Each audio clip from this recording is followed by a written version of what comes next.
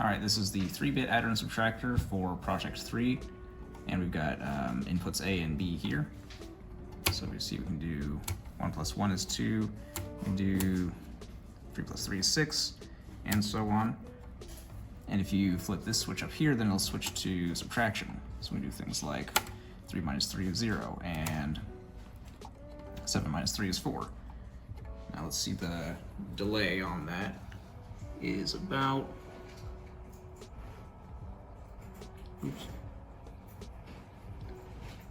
2.5 nanoseconds.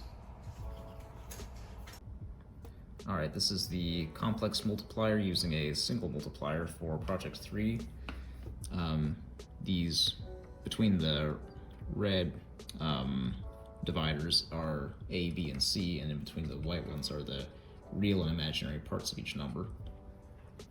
So here's the input ready switch and the clock over here. So if I start this, and it'll go through the steps for multiplying the 3 numbers together. This design did not quite work. We don't get the right answer, but we do get something.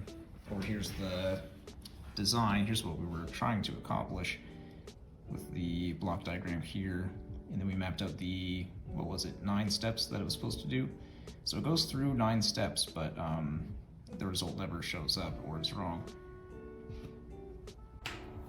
All right, let's do the delay timing for the single multiplier circuit. Even though it gave the wrong result, we can still measure the delay. So in this case, what do we got? 2.5 nanoseconds. All right, that was the 27 megahertz onboard clock. Now let's do the 50 megahertz one. And the delay is going to be a little shorter at 1.5 nanoseconds. All right, this is the single multiplier for the 3 complex numbers multiplied together. Here we've got the real part of A and the imaginary part of A, then real B, imaginary B, real C, imaginary C. And this, here's the input ready signal and the clock signal. This program should only use 4 steps. So step 1, 2, 3, 4. And as you can see, it comes up with a result, but it's not correct. Over here you can see the block diagram of what it should be accomplishing, along with the series of steps that it should be taking. Okay, so this is the 27 megahertz clock on the single multiplier. We're going to measure the delay, even though we got the wrong result. Let's see. Well, I swear this was working just a second ago. Hang on.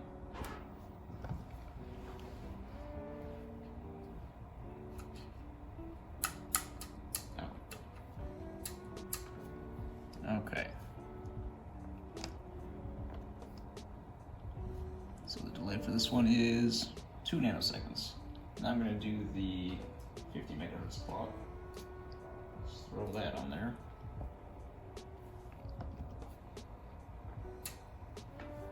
And the delay here is going to be just 1 nanosecond. Alright, here's our 9-bit sequential adder. So we've got inputs A and B here.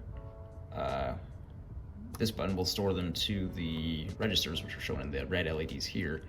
And then I've got it on a manual clock right now, so we'll clock this and watch it go through all the different steps. So let's do that plus that. Nope. There we go. I'm using these 2 switches, so I have the 2 most significant bits of A set to high automatically. Okay, so this is the input ready switch, so once I turn this on, I can hit the clock and it'll start. Here it shows the states that, or the current state that the FSM is in, and there are, 10 steps, I think? So as you see, it is shifting to the right and adding the least significant bits of each one, and then writing that back to A over here. And that's it. Okay, this is the 9-bit sequential adder hooked up to the 27 megahertz clock. And we're going to measure the delay on that. So that is, oops. Wrong one.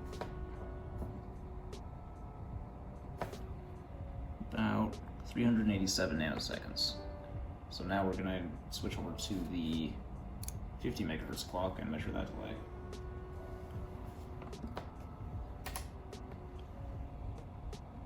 That's from here to right here when the limiter turns to idle. And that is 203 nanoseconds. Okay, this is the sequential 2's complement system for a 16-bit number.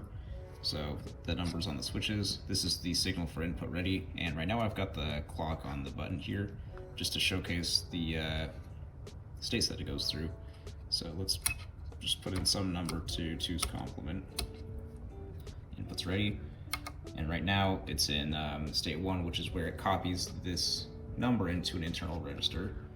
And then step 2 is to do the 2's complement of that register, store it in a different register, and route that to the LEDs. So that's what we get. So now I'm going to switch it over to the internal clock and see what happens when it runs at 27 megahertz.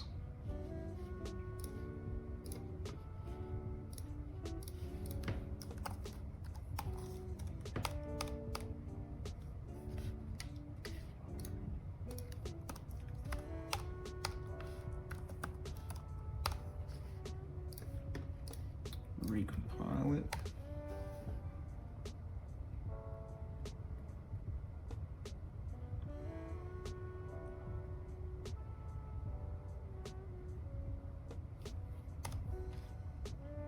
Reprogram it. Okay, so now it should just, oh, hang on. I had the input ready high. Input's not ready yet. Okay. So as soon as I put this switch high, it'll calculate it. Okay, so right now I've got it running off of the 27 megahertz clock. That way we can measure the delay between when the switch goes high and the most significant bit goes high. Alright, and the delay is pretty long. Let's see. Roughly 115 nanoseconds. So now I'm gonna go to the 50 megahertz clock, program that.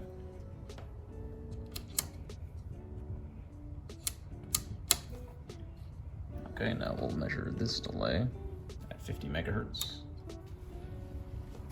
And the delay is a lot shorter, about half looks like. So maybe negative, or not negative, 61 nanoseconds.